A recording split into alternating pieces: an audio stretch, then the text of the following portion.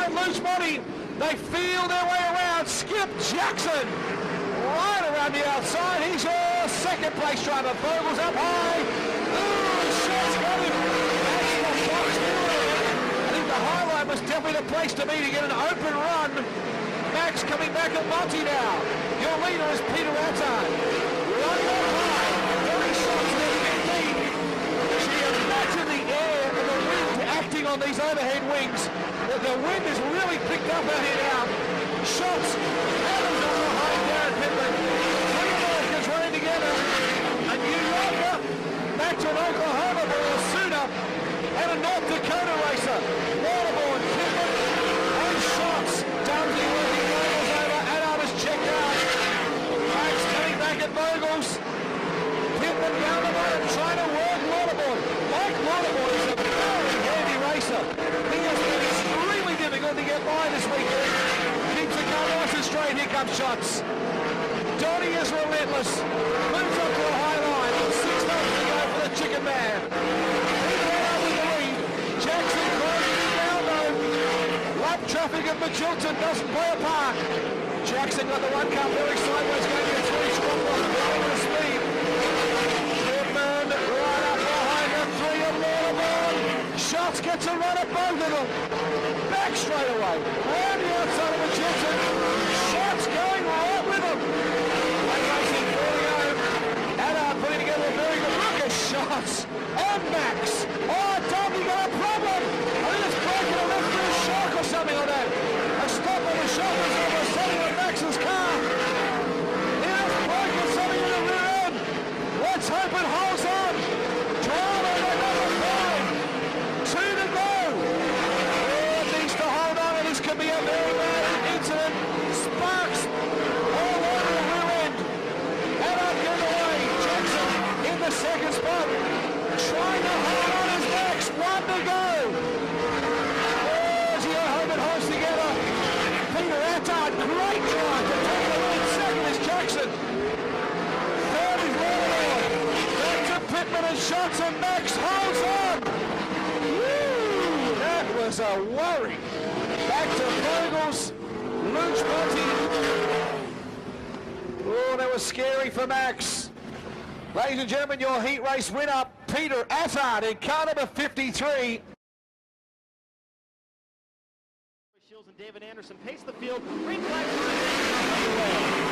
into quarter number 1. Anderson on the high side of the speedway takes command of the race. Here comes Danny Smith on the high side. Smith already up to 4th as Robbie Farr has problems exiting turn number 2. Farr back online now. But Robbie 6 car lengths over the second place. Troy Shields. Anderson working well right in the middle of the speedway now. Right in the left battle on the track. Spot between Robbie Farr and the 56 and the 43 machine of Gary Chippendall. Chippendall seemingly holding off Farr, even though Farr may have to push the car. Still very narrow to the corners. The cushion moving around the speedway as the laps continue to wind down in heat race number 7. Single file action around the quarter-mile speedway. Now lap traffic coming into play. Anderson to make the move around the Nelson. No problems there. Shields follows him as well. And Ansel right now in that 3rd spot.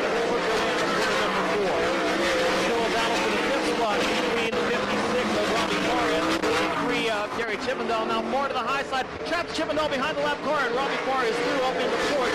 Sets his sight on the 21 of Danny Smith, and there is a straightaway difference between those 2 drivers. The track is absolutely lightning fast at this point, and David Anderson still having his way with the field now. Half the straightaway in front of Troy Shields, who continues the runner-up position. Now lap traffic coming into play once again as Shields makes his way around Nelson. Nelson's going to come in and pull to the infield. This time across the stripe will be just 3 circuits remaining, and Anderson again just destroying the field here as he races out of corner number 2. Now Robbie Farr has managed to gain some ground on the back of Danny Smith's tight garage's car number 21. We'll see if anything happens there.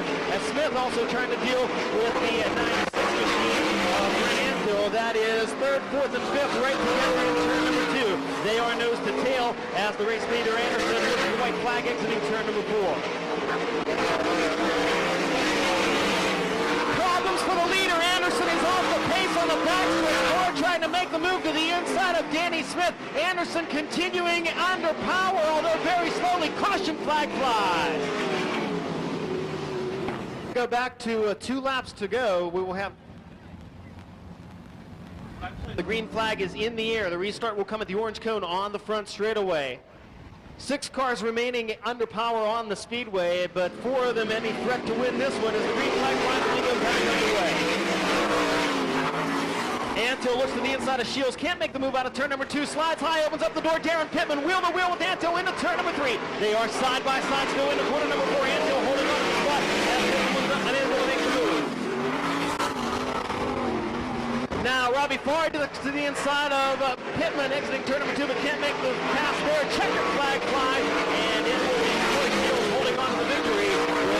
Coming across the stripe in second, and then Smith in third, Robbie Farr in fourth.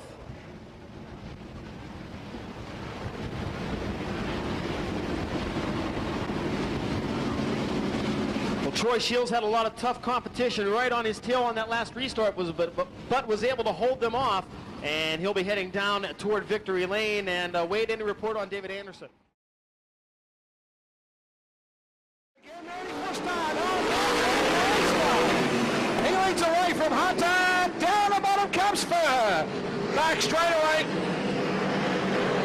Someone's car has definitely got a problem. It might be Brown. On the inside. Straight away, your race leader is Steve Knight. Back in the second spot. Back in the same spot. Oh no! Jackson has a power shutdown. Can't get the car off the circuit. He's got a flat left rear tire, guys. A flat left rear tire in the bike biz number 86. Flag at the ready. Knight from Little, from Furr, Shaw, Hunter, Endell, Kavanaugh, March and Brown,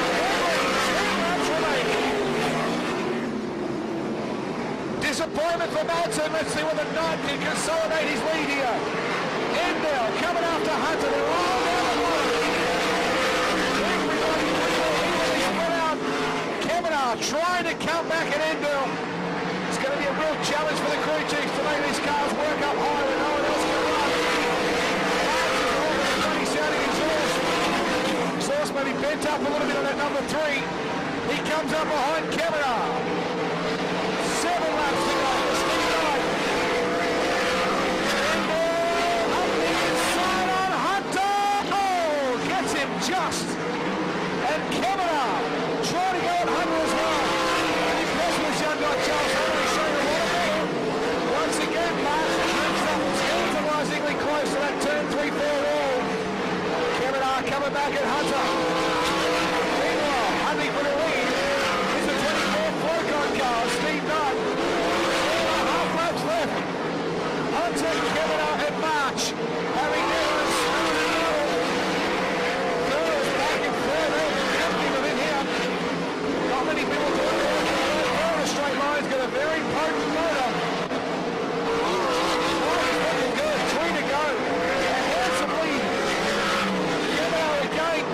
To do something great head of steam up. Must be some very strong motors here this weekend. 2 laps to go. Little making no impact at all on the race leader. But he has taken the out off the third line. Once again, Keller on the way. Hunter is right to go. Looking the job very well indeed as car number 24. Steve Knight will get the win. Great drive.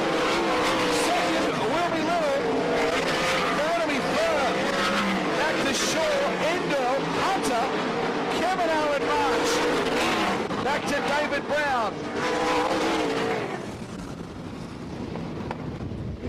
1:58.19 with a restart in the middle. 10 laps that was down in 1 minute 58.19. Pace very slow out of turn number 4. Now the loud pedal comes down. Heat race number 9 in action.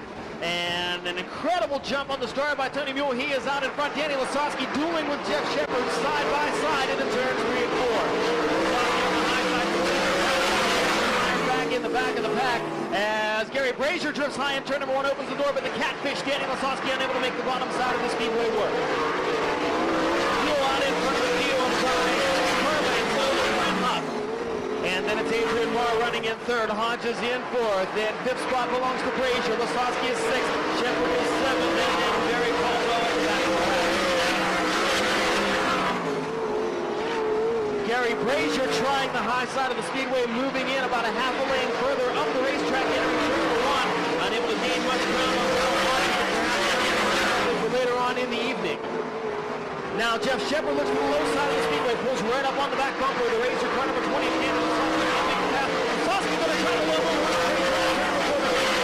as well. Tony Mule way out in front in that B53 machine, half a straightaway in front of Greg Huff. And we're around 6 laps remaining in heat race number 9.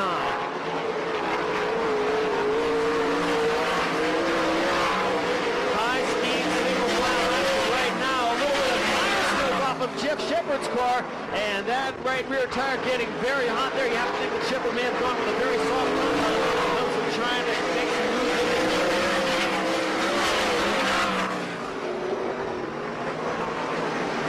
Now Lasowski right on the back bumper of Brazier again. That is the battle for fifth. Allows Brent Huff to close up 5 car lengths into turn number 2. Adrian Marr right on the back end of Huff's machine as well. Huff off the throttle and lap traffic. A little hesitation there. Opens up the door. Marr down low. Huff way up high. Still holds on to the second spot entering turn number 4. Darrell Hodges and Adrian Marr, a little contact now as they try to deal with the lap traffic. And Tony Mule again out in front by a straightaway. Look at the white flag.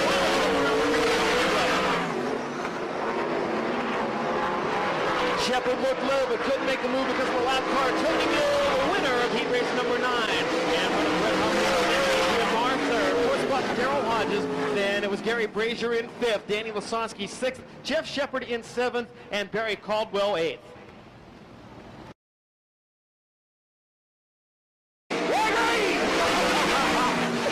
Into turn 1 and 2, down low, Shirley, up high is Jono. Brooke Turnbull going forward in at number 5, Shell Helix car. Lewis runs up to the wall. Van Bremen drops to the bottom, trying to go by Shirley. Here comes the Flying Dutchman. Mike Van Bremen down the bottom with Shirley. Warrnambool's Phil Johnson doing an excellent job out in front. Van Bremen's got the left front up on the infield, as Johnny Gibson was saying earlier. Starting to be a very fast groove down there. Look at Brooke. Got the main wing set, one flat. A lot of air underneath the front of that wing. Van Bremen in the 3rd spot is resilient. They're coming up on Mark Smith to pull that down. Jono around the outside. Shirley in 2nd. They are so equal in speed, it's amazing. Brooke hauls himself up behind that Russell Van Bremen. Stephen Bell trying to point as well. Good thingy for the Automania entry of Smith to pull the car in. Common sense stuff for him. Brooks and Pittman away the tail of Van Bremen. They have a little bit of a groove forming in turn 1 there. The car's getting a bit unsettled. Oh, Brooke had to ride the brake there to keep the car settled. Very unusual main wing setting on that car. Gee, Jono was making every post a winner here. Shirley already won a heat. Jono's already won a heat. Van Bremen has been his usual rock solid self. And Brooke gathering points of this Phelps Chevy's enough to make a little bit of smoke once more. 3 laps to go. Back in the 5th spot is Stephen Bell. In 6th is Ian Lewis. All about gathering points wherever you possibly can. Shirley above the cushion. And they hate the ground up behind you. So that just was a good example. What happens when you get over the cushion? 1 lap to go for the Larrikin. Brooke again, filling out the left side of the Phelps Chevy. Checkered flag is half a lap away for the Larrikin. Phil Johnson in car number 55. He gets the win. 2nd is Shirley. 3rd Third is Van Bremen. Fourth is Tatnall. Fifth is Bell. Back to Lewis. 2 minutes 20.81. And Johnny Gibson, I think one of the telling things now that we're through with the heats, when we're into these alphabet mains, you can't just get the points anymore. You can't just lock down fourth and stay with the points. You have to pass cars. So now we're going to see people take chances.